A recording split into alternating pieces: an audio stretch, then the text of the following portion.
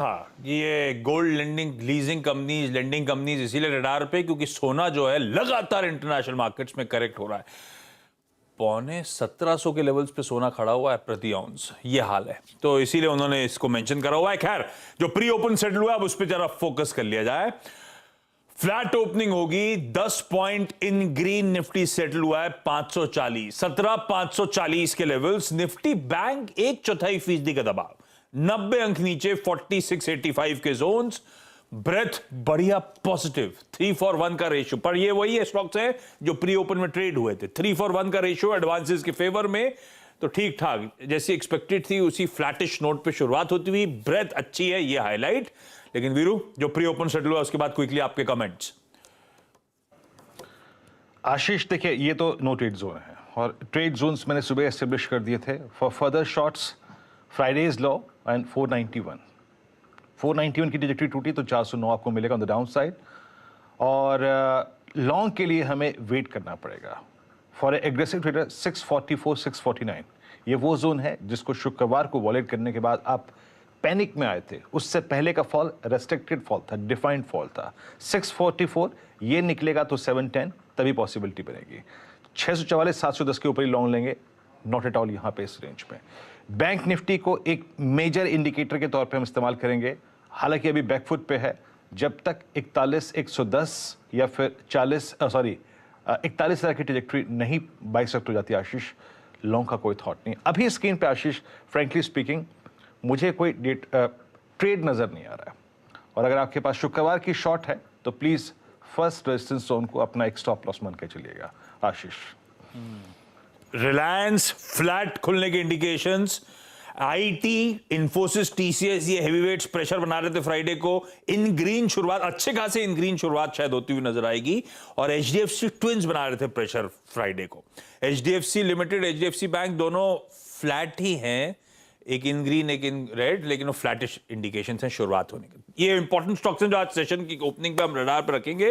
लेकिन हाँ, एक चीज और बता दूं आपको, एफएनओ कर्व में कौन कौन 4 स्टॉक्स हैं जो वायदा के बैन में आज रहेंगे। Indiabulls housing finance, India cements, PVR और आरबीएल बैंक, ये एफएनओ में बैन में आज होंगे। वीरू, जो स्टॉक्स आइडेंटिफाई करें क्विकली एक्सपर्ट से चर्चा। अच्छा, मैं क्विकली टॉप कॉल दिखा देता हूं, उसके बाद वीरू के पास जा रहा हूं। आज के टॉप कॉल्स प्लीज स्क्रीन पे दिखाइएगा। जो रडार पे स्टॉक्स हैं सारे सेल ट्रेडिंग आइडियाज ज्यादातर आते हुए, एक को छोड़ के Exide, PI Industries, Rain Industries sell calls आते हुए। इंडियन होटल्स, एचसीएल टेक पे सेल इनिशिएटेड है और ग्रैनुअल्स एक बाय ट्रेड। वीरू जी आशीष, अब एक काम करते हैं, कुछ स्ट्रॉन्ग और कुछ वीक विकेट्स को अगर आप देखें यहाँ पे आइडेंटिफाई कर लेते हैं। लुक एट इन्फोसिस 1% ऊपर, टीसीएस अगर आप देखें अच्छा कर रहा है। स्ट्रेंथ कहाँ दिखाई दे रही है? एमएनएम याद रखिएगा 50-डे एक्सपोनेंशियल मूविंग एवरेज की ट्रैजेक्टरी में आ चुका है स्टॉक। और यूपीएल, सन फार्मा, ये कुछ अगर आप देखें स्टॉक्स अच्छा करते हुए। Since we are in green right now Nifty, थोड़ा सा इसी की बात करता हूँ। Let's bring Can Fin Homes. ये एक चार्ट जिसको थोड़ा सा मैं रीड करना चाहूँगा।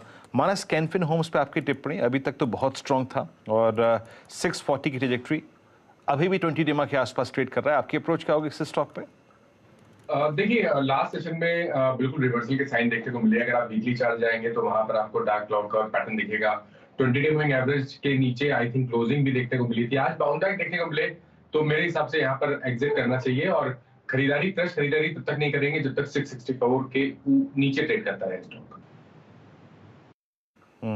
सचिन, इंडसइंड बैंक का मैंने जिक्र किया था। कोई और दूसरा बैंक जो कि एक रेस्ट्रिक्टेड फॉल दिखाए या फिर एक सीमित दायरे की गिरावट दिखाए तो आप उसे बाय करना चाहेंगे ऑन द लॉन्ग साइड, मतलब एक कॉन्ट्रा कॉल लेना चाहेंगे तो?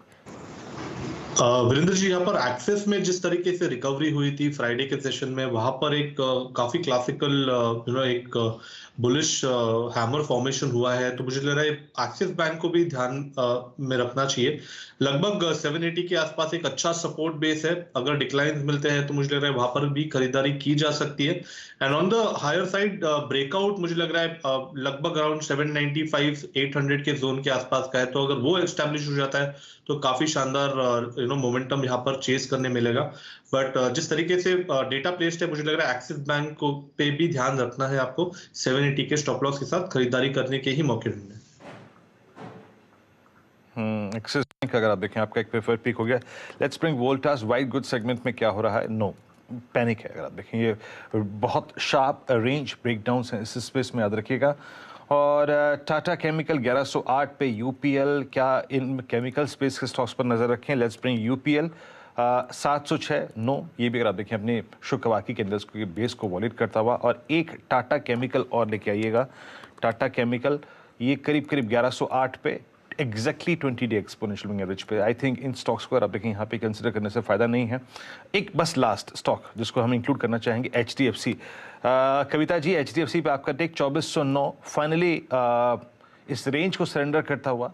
किसी पॉइंट पे कॉन्ट्रा का व्यू है आपका, या फिर आपको लगता है कि नहीं यहाँ पे 20 डे एक्सपोनेंशियल मूविंग एवरेज वही वॉलेट हो जाएगा? बहुत संक्षेप में।